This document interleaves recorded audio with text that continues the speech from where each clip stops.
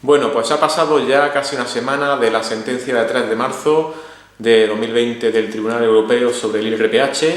y en esta semana han sido muchas las consultas y las dudas que nos habéis planteado sobre realmente qué me supone esa sentencia, si puedo reclamar, si no puedo reclamar. En definitiva, ¿quién ha ganado con esta sentencia? ¿Si ha ganado la banca o ha ganado el cliente afectado por el IRPH? En este vídeo te lo vamos a explicar todo perfectamente para que entiendas lo que ha dicho el Tribunal Europeo y si puedo reclamar el IRPH de mi hipoteca.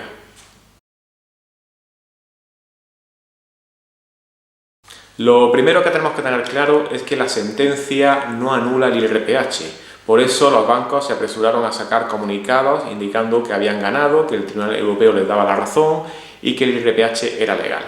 Pero no anula el IRPH porque el Tribunal Europeo no es el órgano competente ni puede anular el IRPH, que es un índice oficial español y cuya competencia, en caso de que sea nulo, solamente corresponde a los juzgados y tribunales españoles. Y además, en la cuestión prejudicial que se siguió ante el Tribunal Europeo por este IRPH, al Tribunal no se le preguntó ni se le pidió que lo anulase, simplemente porque no tenía competencia para ello. Por lo tanto, el IRPH no ha sido declarado nulo por la sentencia, pero porque el Tribunal Europeo no es el órgano que tiene que anular ese IRPH.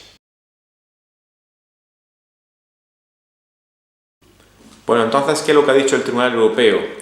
Cuando salió la sentencia de IRPH del Tribunal Supremo Español, que fue el 14 de diciembre de 2017,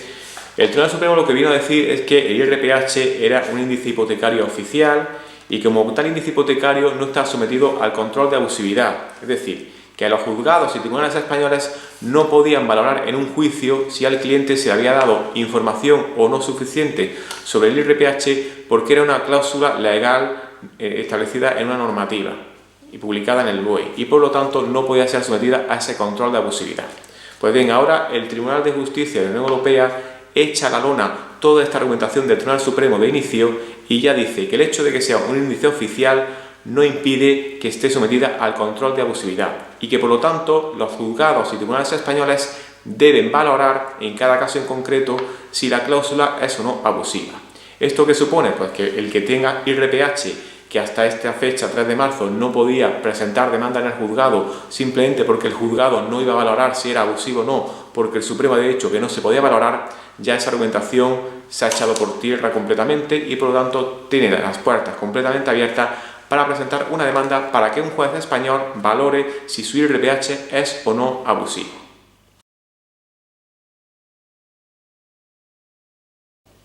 Pasada esa primera puerta, en la que ya todos los clientes afectados pueden presentar una demanda judicial, cosa que antes no podían con la sentencia del Tribunal Supremo,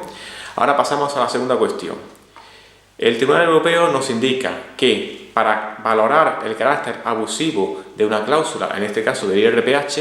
se tiene que valorar tanto si es gramaticalmente correcta como si el cliente comprendió lo que está afirmando. Es decir, que si la cláusula estaba redactada de manera clara para que el cliente leyéndola la pudiese comprender, pero aparte exige también que el banco informase al cliente y que éste comprendiese las consecuencias de firmar ese índice IRPH.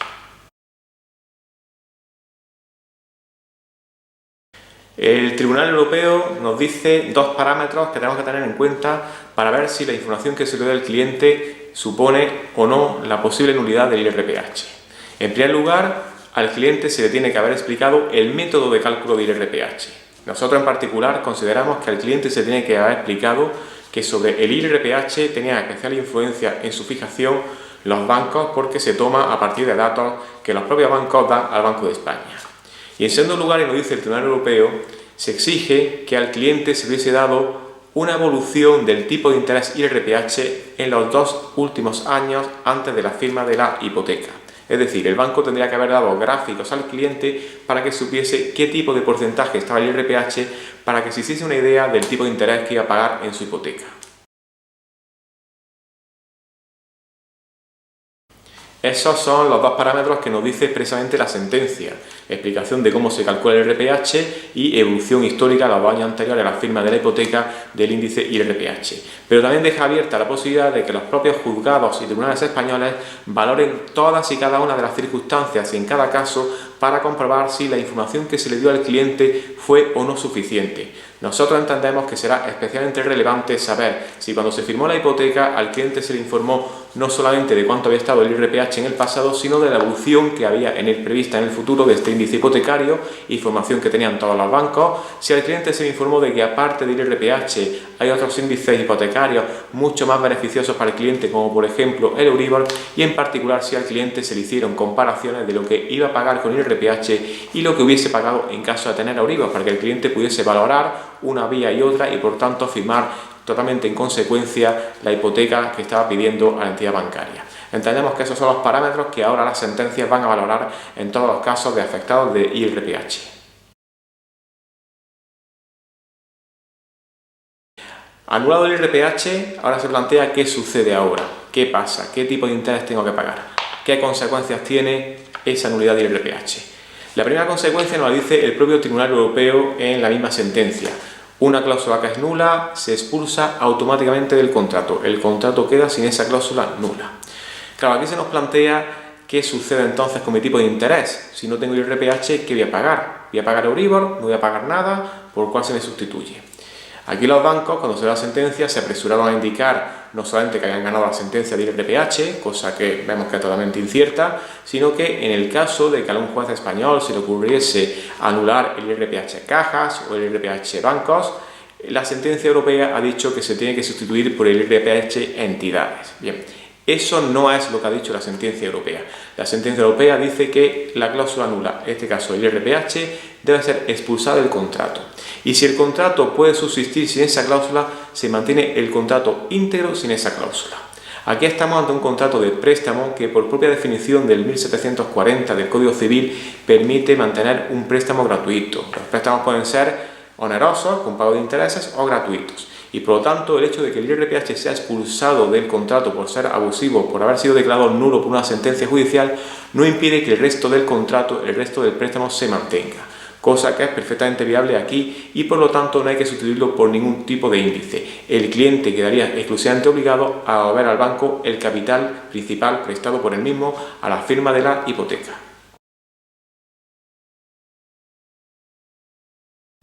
La segunda consecuencia sería la bajada automática de la cuota mensual que pago en mi hipoteca. Al expulsar el IRPH como índice abusivo, índice declarado nulo, el contrato se quedaría sin un tipo de interés y por lo tanto solamente te quedaría obligado a pagar el principal, lo cual en un préstamo hipotecario, en una cuota hipotecaria, sabemos que prácticamente la mayoría de las cantidades que se abonan lo son, sobre todo los primeros años, en concepto de intereses. Sí puede pasar que algún juez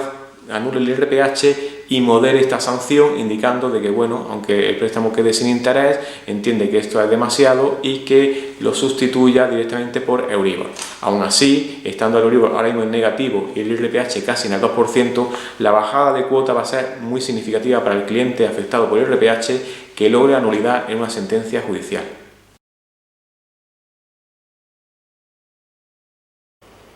Y la tercera consecuencia, evidentemente, es la devolución por el banco de todo lo cobrado indebidamente por el IRPH. Declarar la nulidad del IRPH por ser cláusula abusiva, se aplica el artículo 1303 del Código Civil, que establece la obligación de, una vez que se declara nulidad, de la restitución de lo abonado. En este caso, como el banco me ha estado cobrando un tipo de interés, unas cantidades por un índice nulo, me tiene que devolver todo lo abonado por ese índice nulo, que serán todos los intereses si el juez deja el préstamo sin ningún tipo de interés, o la diferencia entre el IRPH cobrado y el tipo de interés que me ponga el juez, como por ejemplo Euribor, si me lo sustituye porque modere esa nulidad. En todo caso, por una vía o por otra, estamos hablando de importantísimas cantidades, porque por un lado sería recuperar todos los intereses pagados y por otro lado las diferencias serían, como por ejemplo con el Euribor, que actualmente está en negativo, mientras el IRPH está casi en el 2%. Y otra cosa muy importante que establece la sentencia es que no limita los efectos de esta posible nulidad de la cláusula IRPH. En la vista oral, en este procedimiento judicial en el Tribunal Europeo, tanto Bankia como el Estado español, el abogado del Estado español, pidieron que en el supuesto de que el IRPH fuese declarado nulo por algún juzgado español, se limitase los efectos y no fuese retroactivo a todas las hipotecas anteriores. Y aquí expresamente el Tribunal Europeo nos dice que no se limitan los efectos de manera retroactiva. Por lo tanto, todos los afectados del IRPH hayan firmado recientemente, hayan firmado hace tiempo, tengan incluso cancelada la hipoteca, tienen abiertas las puertas para reclamar si consideran que el banco, cuando firmaron esa hipoteca, no le dio información suficiente sobre este índice hipotecario.